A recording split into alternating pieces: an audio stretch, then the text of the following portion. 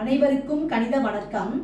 இப்போ பார்க்க போகிறது 6ஆம் வகுப்புக்குரிய முதல் பருவத்தில் உள்ள எண்கள் பாடத்தில் தொடரி என்ன அப்படின்னா என்ன அப்படிங்கிறத பற்றி படிக்க போகிறோம்.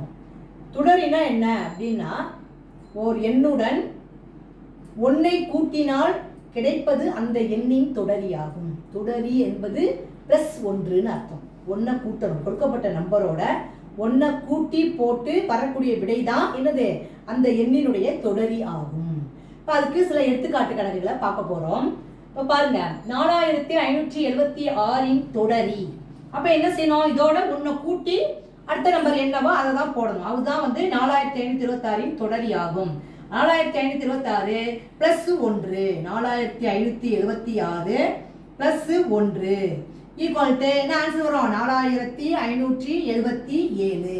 அப்போ இந்த கணக்குக்குரிய விடை 4577. அப்போ ஒரு எண் கொடுக்கப்பட்ட எண்ணுடன் ஒன்றை கூட்டணும், கூட்டினால் வரக்கூடிய விடை தான் அந்த எண்ணினுடைய தொடரி.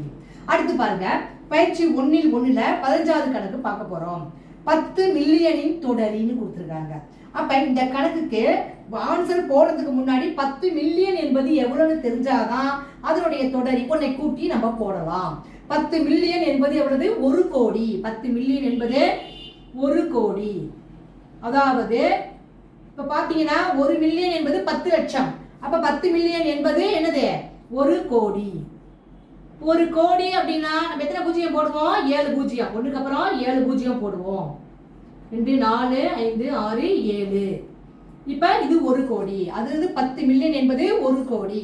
இதனுடைய தொடரி கேட்டிருக்காங்க. அப்ப 1 கோடியோட ஒன்றை என்ன பண்ணணும், கூட்டி ஆன்சரை போடணும். ஒன்றை கூட்டுறப்ப என்ன வரும் பாருங்க, 1 கோடியே 1.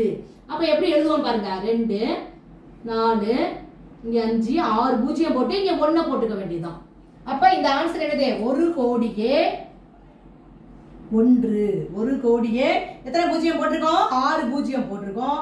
1 இப்ப கமா போட்டுக்கிறோம். 1 10 100 கமா 1000 10000 கமா லட்சம் 10 லட்சம் கோடி. அப்ப 10 மில்லியனின் தொடரி என்பது 1 கோடியே 1. புரிஞ்சுங்களா?